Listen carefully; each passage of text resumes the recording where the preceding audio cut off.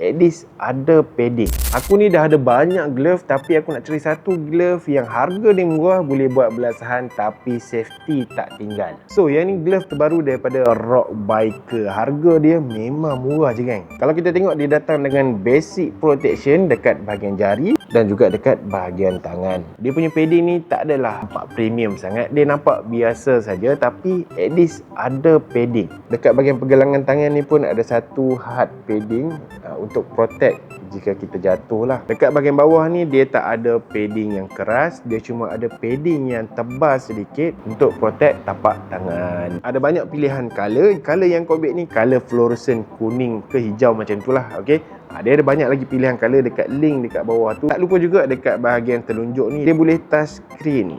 Jadi kalau kata kita nak tengok map waktu kita tengah ride tu pun tak ada masalah geng. So kamu nak dapatkan glove terbaru daripada Rock Biker ni. Harga dia memang berpatutan. Link aku sediakan dekat bawah. Jangan lupa like, komen, share dan follow geng.